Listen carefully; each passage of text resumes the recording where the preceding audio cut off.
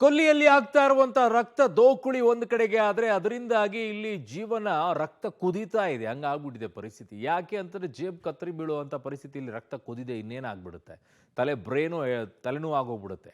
ಏನು ಮಾಡಬೇಕು, ಹೆಂಗೆ ಬದುಕಬೇಕು ಅಂತ ಹೇಳಿ 1,000 ರೂಪಾಯಿ ಖರ್ಚಾಗೋ ಜಾಗದಲ್ಲಿ 2,000 ರೂಪಾಯಿ ಖರ್ಚಾಗ್ತಾ ಇದ್ರೆ ಪರಿಸ್ಥಿತಿ ಹೆಂಗೋಗುತ್ತೆ, ಹೆಂಗೆ ಸರಿದೂಗಿಸೋದು, ಇವೆಲ್ಲವೂ ಕೂಡ ಪ್ರಶ್ನೆಗಳು ಈಗ ದೊಡ್ಡ ಮಟ್ಟದಲ್ಲಿ ಕಾಡ್ತಾ ಇದೆ. ಇದು ಇಲ್ಲಿಗೆ ನಿಂತೋಗ್ಲಪ್ಪ ಅಂತ ಪ್ರಾರ್ಥನೆ ಒಂದೇ ಮಾಡ್ತಾ ಇದ್ದಾರೆ. ಆದರೆ ಕೇಳುವಂಥ ಪರಿಸ್ಥಿತಿಯಲ್ಲಿ ಎಲ್ಲರೂ ಕೂಡ ಪ್ರತಿಷ್ಠೆಗೆ ಬಿದ್ದುಬಿಟ್ಟಿದ್ದಾರೆ, ಯುದ್ಧೋನ್ಮಾದದಲ್ಲಿದ್ದಾರೆ. ಶಾಂತಿ ಶಾಂತಿ, ನಾನು ಶಾಂತಿ ದೂತ ಅನ್ಕೊಂಡು ಓಡಾಡ್ತಾ ಇದ್ದಂಥ ಟ್ರಂಪ್ ಈಗ ಇರಾನ್ನ ಸರ್ವನಾಶಕ್ಕೆ ಮುಂದಾಗ್ಬಿಟ್ಟಿದ್ದಾರೆ. ಆ ಕಡೆಗೆ ಇರಾನ್ ಅದೊಂಥರ ಹೆಂಗಾಗ್ಬಿಟ್ಟಿದೆ ಅಂತಂದರೆ ಮಂಗ್ಯಾಗ ಶೆರೆ ಕುಡಿಸ್ಬಿಟ್ಟು ಚೋಳ ಕಡಿಸ್ದಂಗೆ ಆಡ್ತಾ ಇದೆ. ಮೊದಲೇ ಮಂಗ್ಯ ಅಂದರೆ ಕೋತಿ, ಅದಕ್ಕೊಂದು ಚೋಳ ಕಡಿಸ್ಬಿಟ್ಟು ಎಣ್ಣೆ ಕುಡಿಸ್ಬಿಟ್ರೆ ಹೆಂಗೆ ಆಡುತ್ತೆ ಹಂಗೆ ಆಡ್ತಾ ಇದೆ. ಈಗ ಕಂಡಲ್ಲೆಲ್ಲ ಮಿಸೈಲ್ ದಾಳಿಯನ್ನು ಮಾಡ್ತಾ ಇದೆ. ಪರಿಣಾಮ ಏನಾಗ್ತಾ ಇದೆ, ತೈಲ ಘಟಕಗಳನ್ನು ಟಾರ್ಗೆಟ್ ಮಾಡಿದೆ. ಅದರ ಪರಿಣಾಮ ಎಲ್ಲ ದರ ಏರಿಕೆಗಳು. ಈಗ ಸದ್ಯಕ್ಕೆ ನಮ್ಮ ದೇಶದಿಂದ ಸಿಕ್ಕಾಕೊಂಡಿರೋರನ್ನ ನಾವು ಸುರಕ್ಷಿತವಾಗಿ ಕರ್ಕೊಂಡು ಬರ್ತೀವಿ ಅಂತ ವಿದೇಶಾಂಗ ಸಚಿವರು ಹೇಳ್ತಾ ಇದ್ದಾರೆ. ಎಲ್ಲಿ ಹೇಳಿದ್ದಾರೆ, ಏನು ಮಾತನಾಡಿದ್ದಾರೆ, ಎಲ್ಲ ಡೀಟೇಲ್ಸ್ ಇಲ್ಲಿದೆ. ಮಧ್ಯಪ್ರಾಚ್ಯ ಸಂಘರ್ಷಕ್ಕೆ ಇಂದು 10ನೇ ದಿನ. ಮುಂದುವರಿದ ಯುದ್ಧೋನ್ಮಾದದ ಸ್ಥಿತಿ, ವಿನಾಶದತ್ತ ಗಲ್ಫ್ ದೇಶಗಳು ಆತಂಕ. ಇಸ್ರೇಲ್, ಅಮೆರಿಕ ಮತ್ತು ಇರಾನ್ ನಡುವೆ ನಡೆಯುತ್ತಿರುವ ಸಂಘರ್ಷ ಇಂದು 10ನೇ ದಿನಕ್ಕೆ ಕಾಲಿಟ್ಟಿದೆ. ಇಂದು ಇರಾನ್, ಸೌದಿ ಸೇರಿದಂತೆ ಹಲವು ದೇಶಗಳ ಮೇಲೆ ದಾಳಿ ನಡೆಸಿದೆ. ಬಹ್ರೇನ್ನ ಅತಿದೊಡ್ಡ ಸಂಸ್ಕರಣಾಗಾರದ ಮೇಲೆ ಇರಾನ್ ದಾಳಿ ಮಾಡಿದೆ. ಬಹ್ರೇನ್ನ ಅತಿದೊಡ್ಡ ತೈಲ ಸಂಸ್ಕರಣಾಗಾರವಾದ ಪ್ಯಾಪ್ಕೋ ಮೇಲೆ ಇರಾನ್ ಪ್ರಮುಖ ಕ್ಷಿಪಣಿ ದಾಳಿ ನಡೆಸಿತು. ಸಂಸ್ಕರಣಾಗಾರಕ್ಕೆ ಹಾನಿಯಾಗಿದೆ, ಆದರೆ ಯಾವುದೇ ಸಾವು ನೋವುಗಳು ಸಂಭವಿಸಿಲ್ಲ ಅಂತ ವರದಿಯಾಗಿದೆ. ಕತಾರ್ ಮೇಲೆ ಇರಾನ್ ಕ್ಷಿಪಣಿಗಳ ಸುರಿಮಳೆ. ಇರಾನ್ ಡ್ರೋನ್ ದಾಳಿಗೆ 32 ಜನರಿಗೆ ಗಾಯ. ಕತಾರ್, ಸೌದಿ ಅರೇಬಿಯಾ ಮತ್ತು UAE ಮೇಲೆ ಇರಾನ್ ದಾಳಿ ಮುಂದುವರೆಸಿದೆ. ಕತಾರ್ ಮೇಲೆ ಇರಾನಿನ ಕ್ಷಿಪಣಿಗಳು ದಾಳಿ ನಡೆಸಿವೆ. ರಾಜಧಾನಿ ದೋಹಾದಲ್ಲಿ ಕ್ಷಿಪಣಿಗಳನ್ನು ನಾಶಪಡಿಸಲಾಯಿತು. ಈ ಸಮಯದಲ್ಲಿ ಜೋರಾಗಿ ಸ್ಫೋಟ ಕೇಳಿಬಂತು ಮತ್ತು ಹೊಗೆ ಕಾಣಿಸಿಕೊಳ್ತು.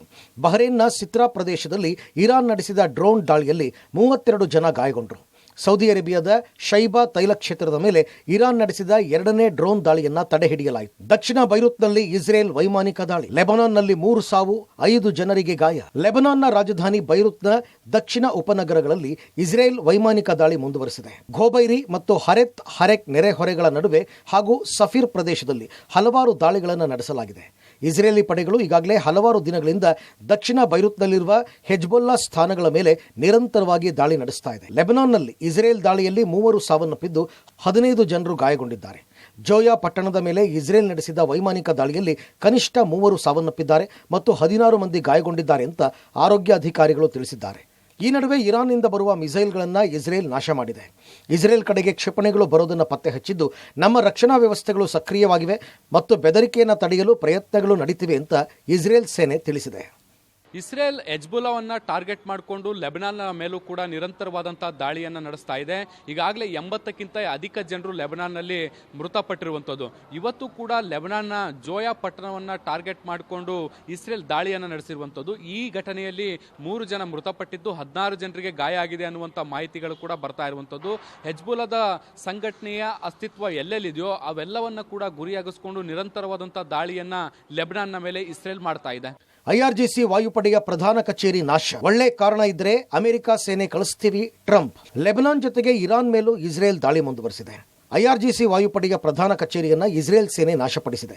ಕ್ಷಿಪಣಿ ಮತ್ತು ಡ್ರೋನ್ ದಾಳಿಗಳನ್ನು ನಿರ್ವಹಿಸಲು ಬಳಸಲಾಗ್ತಾ ಇದ್ದ ಕಾರಣ ಇಸ್ರೇಲಿ ವಾಯುಪಡೆಯಿಂದ ದಾಳಿ ಅಂತ IDF ವಕ್ತಾರ ಬ್ರಿಗೇಡಿಯರ್ ಜನರಲ್ ಎಫ್ಇ ಡೆಫ್ರಿನ್ ಮಾಹಿತಿ ನೀಡಿದ್ದಾರೆ. ಈ ನಡುವೆ ತುಂಬಾ ಒಳ್ಳೆಯ ಕಾರಣ ಇದ್ರೆ ಅಮೆರಿಕದ ಸೇನೆಯನ್ನ ಇರಾನ್ಗೆ ಕಳುಹಿಸಬಹುದು ಅಂತ ಅಮೆರಿಕ ಅಧ್ಯಕ್ಷ ಡೊನಾಲ್ಡ್ ಟ್ರಂಪ್ ಹೇಳಿದ್ದಾರೆ. ನಮ್ಮ ಸೇನೆಯ ವಿರುದ್ಧ ಹೋರಾಡಲು ಇರಾನ್ಗೆ ಸಾಧ್ಯವಾಗುವುದಿಲ್ಲ.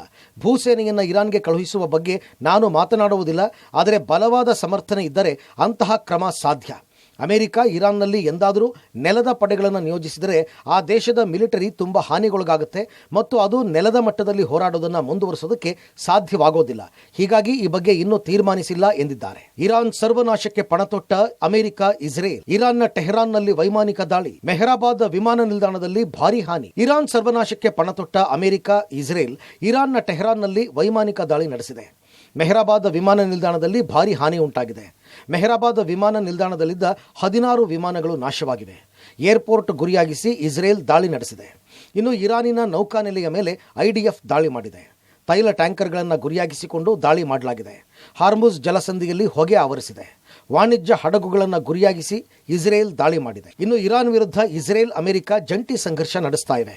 ಇಸ್ರೇಲ್ನ ವೈಮಾನಿಕ ದಾಳಿಯಲ್ಲಿ ಪತ್ರಕರ್ತೆ ಸಾವನ್ನಪ್ಪಿದ್ದಾರೆ. ಅಮಲ್ ಶಮಾಲಿ ಎಂಬ ಪತ್ರಕರ್ತೆ ಯುದ್ಧದಲ್ಲಿ ಬಲಿಯಾಗಿದ್ದಾರೆ. ನಿನ್ನೆ ಗಾಜಾ ನಗರದ ಮೇಲೆ ಇಸ್ರೇಲ್ ಮಧ್ಯರಾತ್ರಿ ನಡೆಸಿದ ಏರ್ ಸ್ಟ್ರೈಕ್ನಲ್ಲಿ ಪತ್ರಕರ್ತೆ ಬಲಿಯಾಗಿದ್ದಾರೆ. ಭಾರತೀಯರ ರಕ್ಷಣೆಗೆ ನಾವು ಬದ್ಧ, ವಿದೇಶಾಂಗ ಸಚಿವ ಜೈಶಂಕರ್ ಹೇಳಿಕೆ. ವಿಪಕ್ಷಗಳ ವಿರುದ್ಧ ಜೆಪಿ ನಡ್ಡಾ ಕಿಡಿ. ಇರಾನ್, ಇಸ್ರೇಲ್, ಅಮೆರಿಕ ನಡುವಣ ಯುದ್ಧ, ಮಧ್ಯಪ್ರಾಚ್ಯದಲ್ಲಿ ಉಂಟಾಗಿರುವ ಬಿಕ್ಕಟ್ಟಿನ ಕುರಿತು ವಿದೇಶಾಂಗ ಸಚಿವ ಎಸ್ ಜೈಶಂಕರ್ ಇಂದು ರಾಜ್ಯಸಭೆಯಲ್ಲಿ ಹೇಳಿಕೆ ನೀಡಿದ್ದಾರೆ. ಪಶ್ಚಿಮ ಏಷ್ಯಾದ ಬೆಳವಣಿಗೆಗಳು ಎಲ್ಲರಿಗೂ ಗಂಭೀರ ಆತಂಕದ ವಿಷಯವಾಗಿದೆ ಎಂದಿದ್ದಾರೆ.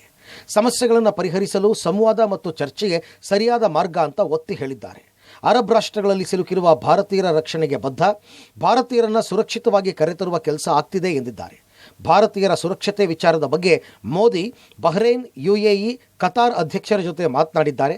ಭಾರತ ಶಾಂತಿ ಕಾಪಾಡುವವರ ಪರ ಇದೆ ಎಂದಿದ್ದಾರೆ. Given the gravity of the situation, the Cabinet Committee of Security (CCS) met on 1 March under the chairmanship of the Honorable Prime Minister.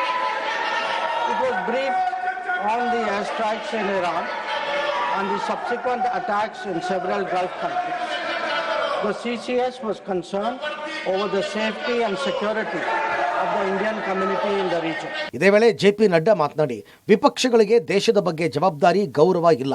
ದೇಶದಲ್ಲಿ ಅರಾಜಕತೆ ಸೃಷ್ಟಿಸೋದೇ ಅವರ ಉದ್ದೇಶ. ವಿಪಕ್ಷಗಳು ತಪ್ಪು ಮಾಹಿತಿ ನೀಡುವ ಕೆಲಸ ಮಾಡ್ತಾ ಇವೆ. ವಿಪಕ್ಷಗಳು ಜವಾಬ್ದಾರಿಯಿಂದ ನಡೆದುಕೊಳ್ಳಬೇಕು.